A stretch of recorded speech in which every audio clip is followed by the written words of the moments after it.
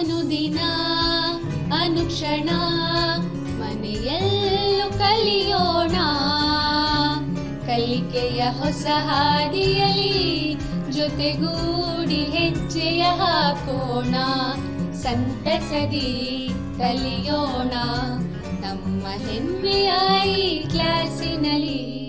Yes, sir. Yes, teacher. Present, ma'am. अस्सलामुअलैकुम वरहमतुल्लाहि बरकातुहू। आज की इस ऑनलाइन क्लास में मैं Syed Rashid, मौलिम government high school बगदल Bidar, आप तमाम तलबा व तालिबात और अज़ीज़ नाज़रीन का तहे दिल से इस्तक़बाल करता हूँ। खुश आमदीद। प्यारे तलबा व तालिबात, आज हम जमात दहुम उर्दू ज़बान अव्वल की किताब नौबहार अदब का सबक नंबर 2 हज्जतुल विदा हिस्से दुवम पढ़ेंगे। आज का सबक शुरू करने से पहले मैं आप तमाम से पिछली क्लास में हमने जो सबक पढ़ा है उसके मुतालिक चंद सवालात करूँगा। उम्मीद है कि आप इसके सही जवाब देने की कोशिश करेंगे। दर्ज झैल सवालात के जवाबात एक जुमले में दीजिए। सवाल, किस मुकाम पर हुजूर सल्लल्लाहु अलैहि वसल्लम ने सहाबा से खिताब फरमाया? बताइए बच्चों। सही जवाब, अरफात के मुकाम पर हुजूर सल्लल्लाहु अलैहि वसल्लम ने सहाबा से खिताब फरमाया। सवाल नंबर 2, हुजूर सल्लल्लाहु अलैहि वसल्लम ने किस नाक़े पर सवार होकर हज अदा किया? बताइए, कोशिश कीजिए। बहुत खूब, हुजूर सल्लल्लाहु अलैहि वसल्लम ने क़स्वा नाक़े पर सवार होकर हज अदा किया। बहुत खूब, सही जवाब। सवाल नंबर 3, हुजूर सल्लल्लाहु अलैहि वसल्लम किस तारीख को हज पर रवाना हुए? कोशिश कीजिए जी, आप बताइए। ठीक है, जवाब, हुजूर सल्लल्लाहु अलैहि वसल्लम 26 ज़िलक़दा 10 हिजरी को हज के लिए रवाना हुए। बिल्कुल सही जवाबात आप लोगों ने दिए हैं, शाबाश, बहुत खूब। आइए अब हम आज की सबक की बुलंदखानी करेंगे। मैं बुलंदखानी करूँगा, आप तमाम तलबा व तालिबात बगौर खामोशी के साथ समाअत फरमाइए। हाँ, जाहिलियत के सारे दस्तूर और रस्म व रिवाज मेरे दोनों पाँव के नीचे हैं। जाहिलियत के सारे खून के बदले ख़त्म कर दिए गए और सबसे पहले मैं अपने ख़ानदान का खून रबिया बिन हारिस के बेटे के इंतकामी खून के बदला लेने का हक़ छोड़ता हूँ, यानी दुश्मन को माफ़ करता हूँ। जाहिलियत के सूत मिटाता हूँ, वो अपने ख़ानदान का यानी अब्बास बिन अब्दुल मुत्तलिब का है। तमाम अरब में सूदी कारोबार का एक जाल बिछा था, जिसे अरब के गरीब मजदूर और काश्तकार यहूदी मुहाजिरों और अरब सरमायादारों के हाथों में फंसे थे और हमेशा के लिए वो उनके ग़ुलाम हो जाते थे।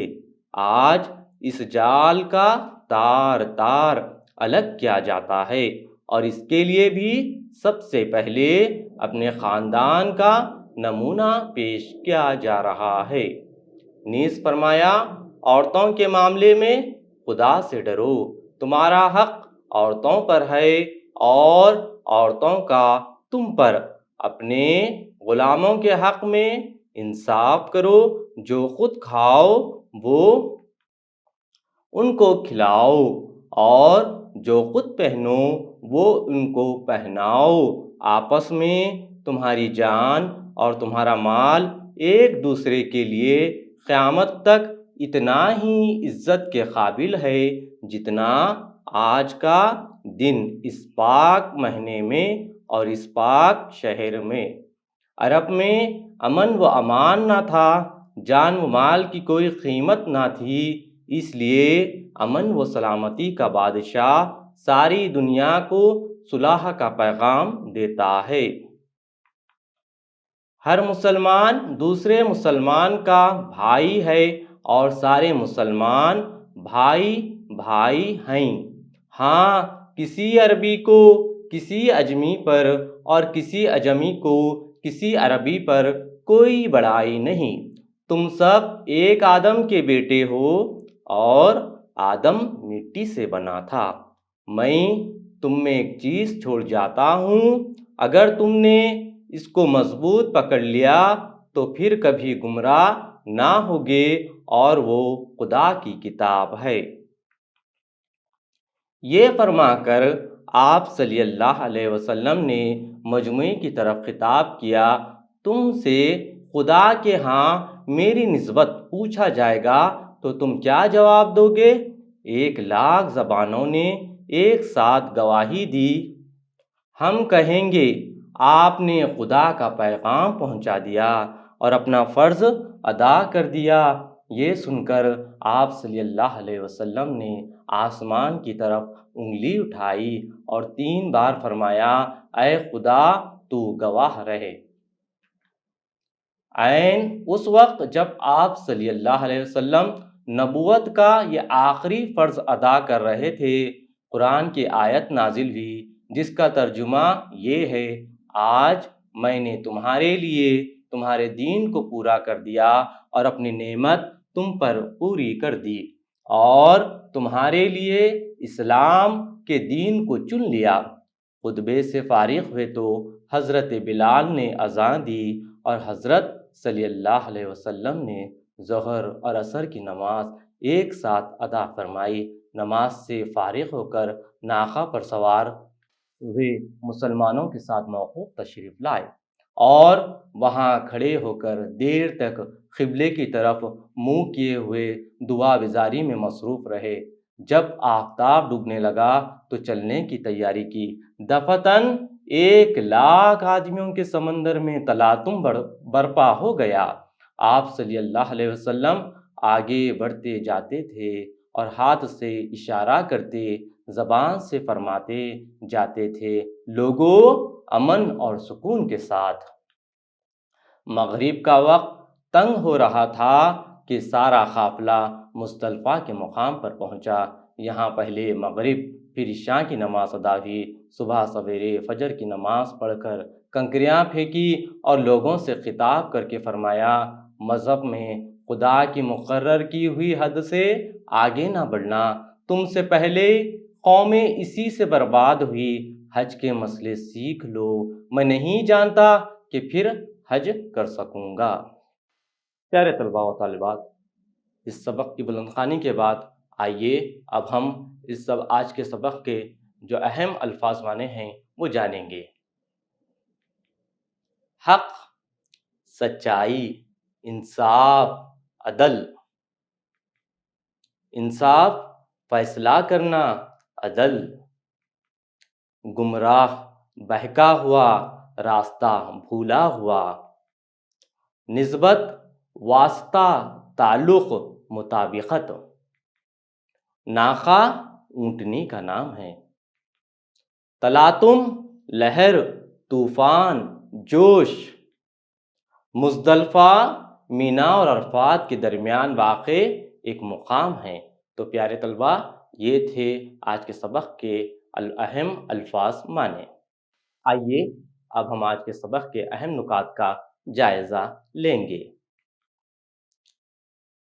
آپ صلی اللہ علیہ وسلم نے فرمایا، ہاں، جاہلیت کے سارے دستور اور رسم و رواج میرے دونوں پاؤں کے نیچے ہیں۔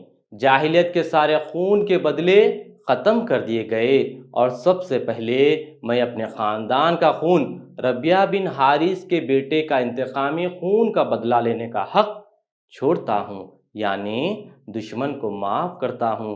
جاہلیت کے سود مٹاتا ہوں، وہ اپنے خاندان کا یعنی عباس بن عبد المطلب کا ہے۔ پیارے طلباء، آپ صلی اللہ علیہ وسلم نے جاہلیت کے سارے خون کے بدلے ختم کر دیے اور سب سے پہلے اپنے خاندان کا نمونہ پیش کیا۔ ربیعہ بن حارث کے بیٹے کا انتقامی خون کا بدلہ لینے کا جو حق تھا وہ آپ صلی اللہ علیہ وسلم نے معاف کر دیا، چھوڑ دیا، اور اپنے خاندان سے اس کا نمونہ پیش کیا۔ پھر اس کے بعد جاہلیت کے سود مٹائے۔ آپ صلی اللہ علیہ وسلم نے اپنے خاندان یعنی عباس بن عبد المطلب کا جو سود دینا باقی تھا وہ بھی کہا کہ آج کے بعد کسی کو کوئی ضرورت نہیں کہ وہ سود لا کر دے۔ تو اس طریقے سے آپ صلی اللہ علیہ وسلم نے دو بڑے گناہ جو قتل تھا اور دوسرا جو سود تھا اسے معاف کر دیا، اور قیامت تک یہ پیغام، یہ میسیج دیا کہ آج کے بعد کسی کا ناحق قتل نہ ہوگا، آج کے بعد کوئی سود نہیں لے گا۔ اس لیے اپنے خاندان کا نمونہ پیش کیا اور بتا دیا کہ اگر سوسائٹی کو اچھی رہنا ہے، اگر سوسائٹی کو بلند مقام حاصل کرنا ہے تو یہ دو چیزوں سے، دو بڑے گناہوں سے بچنا ہے، ایک ہے قتل، دوسرا ہے سود۔ پھر اس کے بعد آپ صلی اللہ علیہ وسلم نے فرمایا عورتوں کے معاملے میں خدا سے ڈرو، تمہارا حق عورتوں پر ہے اور عورتوں کا تم پر ہے۔ پیارے طلبہ، ہم دیکھ سکتے ہیں کہ ہمارا حق صرف عورتوں پر نہیں بلکہ عورتوں کا حق بھی ہم پر ہے۔ ایک دوسرے کا حق ایک دوسرے کے اوپر لازم و ملزوم ہے، دونوں کے حقوق ہیں، دونوں کو ادا کرنا ہے۔ یہ صرف مرد یہ نہیں کہہ سکتا کہ عورتوں کے حقوق ہیں، یا صرف مرد یہ نہیں کہہ سکتا کہ صرف مردوں کے حق ہے، عورتوں کے کوئی حقوق نہیں ہے۔ اسلام نے دونوں کو حقوق دیے ہیں اور ایک دوسرے کے اوپر فرض قرار دیا ہے کہ تمہارا حق عورتوں پر ہے اور عورتوں کا تم پر۔ پھر اس کے بعد آپ صلی اللہ علیہ وسلم نے اپنے غلاموں کے حق میں انصاف کرو، جو خود کھاؤ وہ ان کو کھلاؤ کہا ہے۔ پھر اس کے بعد اور جو خود پہنو وہ ان کو پہنانے کے لیے کہا ہے۔ تو اس سے معلوم ہوتا ہے کہ ہمارے جو غلام ہیں، اب آج کی غلامی کا دور تو نہیں ہے، لیکن آج ہمارے پاس جو ملازم ہیں، جو سروینٹ ہے، جو نوکر ہے، ان کے ساتھ ہمیں یہی سلوک کرنا چاہیے کہ ہم جو کھاتے ہیں وہ کھلانا چاہیے، ہم جو پہنتے ہیں وہ پہنانا چاہیے۔ اس کے بعد آپ صلی اللہ علیہ وسلم نے فرمایا آپس میں تمہاری جان، تمہارا مال ایک دوسرے کے لیے قیامت تک اتنا ہی عزت کے قابل ہے جتنا آج کا دن اس پاک مہینے میں اور اس پاک شہر میں۔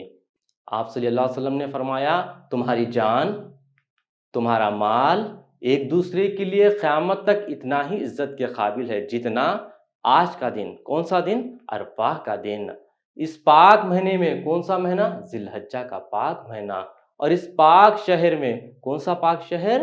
مکہ مکرمہ جو پاک شہر ہے۔ ان کی مثالیں دیتے ہوئے کہا کہ جس طرح پاک مہینہ ہے، پاک دن ہے، پاک شہر ہے، اسی طرح تمہاری جان اور تمہارا مال بھی پاک ہے۔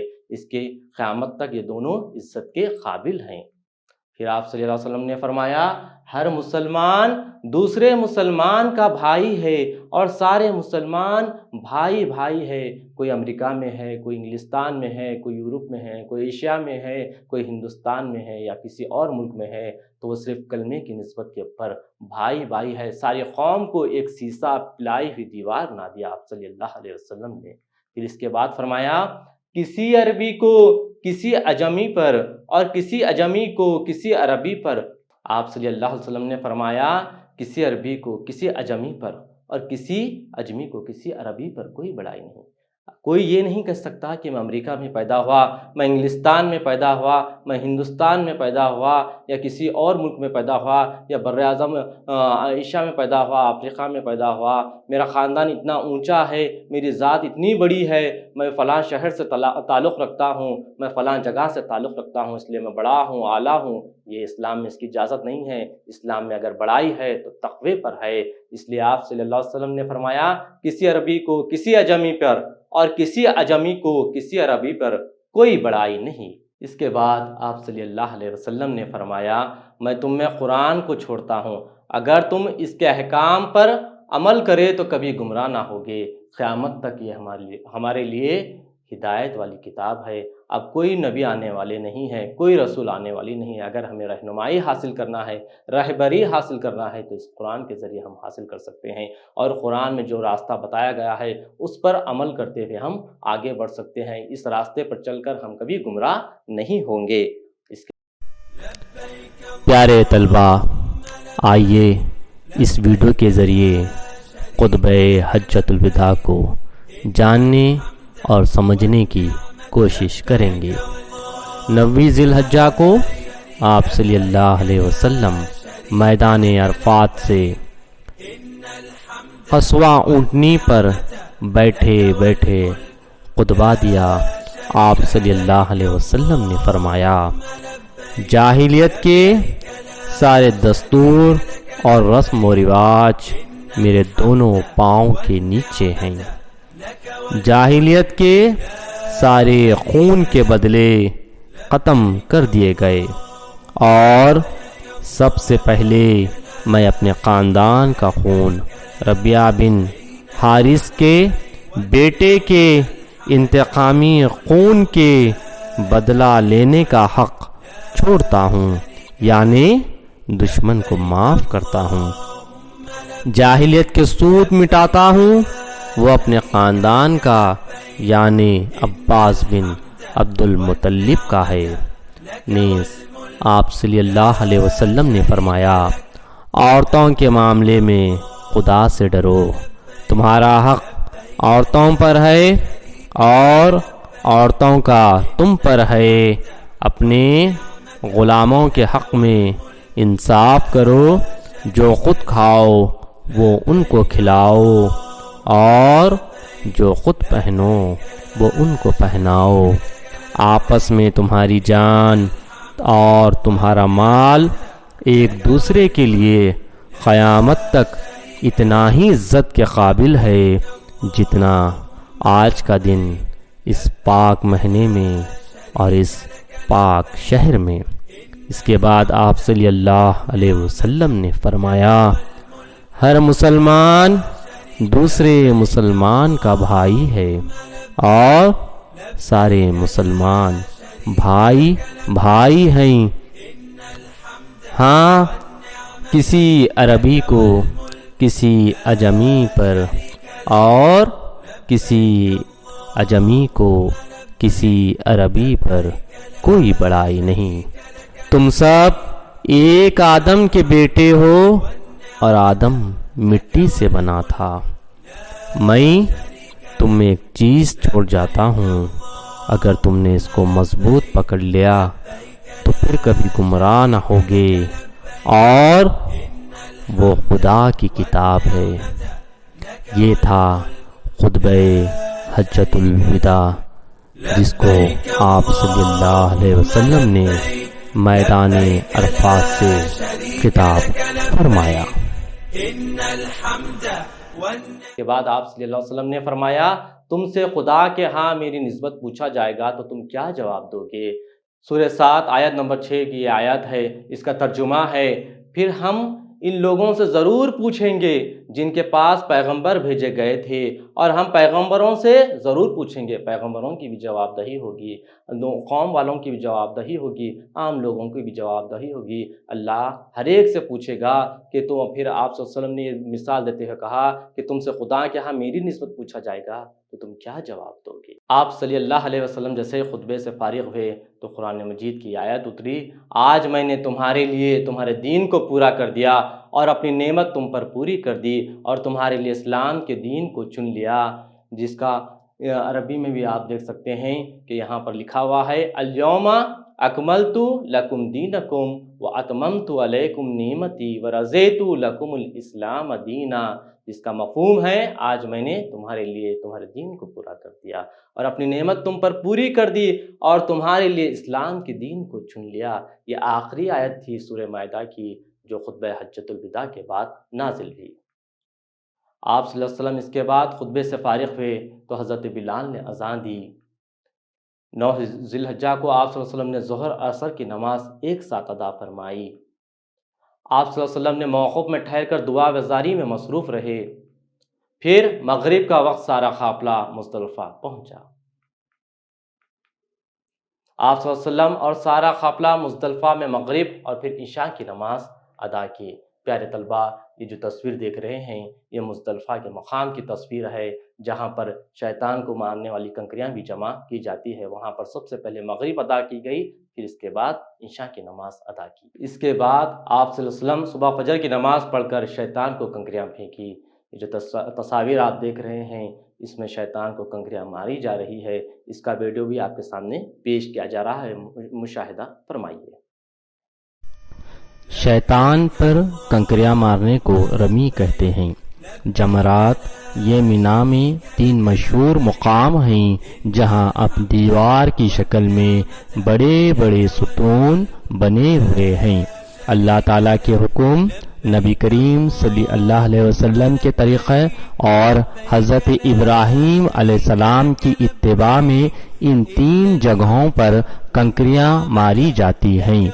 इनमें से जो मस्जिद खैब के करीब है जुमरे ऊला, इसके बाद बीच वाले जुमरे को जुमरे वुस्ता और इसके बाद मक्के मुकर्रमा की तरफ आखिरी जुमरे को जुमरे अक़बा या जुमरे कुबरा कहा जाता है।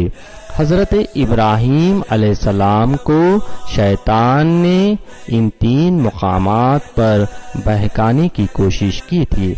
हज़रत इब्राहीम अलैहिस्सलाम ने इन 3 मुकामात पर शैतान को कंकरियां मारी थी और अल्लाह ताला ने हज़रत इब्राहीम अलैहिस्सलाम के इस अमल को क़यामत तक आने वाले हाजियों के लिए लाजिम करार दे दिया। हुज्जाज कराम बज़ाहिर जमरात पर कंकरियां मारते हैं, लेकिन दर हकीकत शैतान को इस अमल के जरिए धुतकारा जाता है।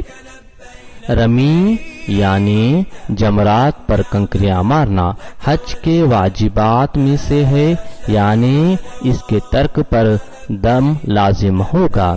10वीं, 11वीं और 12वीं जिलहज्जा को रमी करना यानी 49 कंकरियां मारना हर हाजी के लिए ज़रूरी है। 13वीं जिलहज्जा की रमी यानी 21 कंकरियां मारना इख्तियारी है। अगर 12 जिलहज्जा के बाद आने वाली रात में मिना में क़याम किया तो फिर 13 जिलहज्जा को रमी यानी 21 कंकरियां मारना ज़रूरी होगी। इस तरह 13 जिलहज्जा तक 70 कंकरियां इस्तेमाल में आएंगी। शैतान पर कंकरियां मारने को रमी कहते।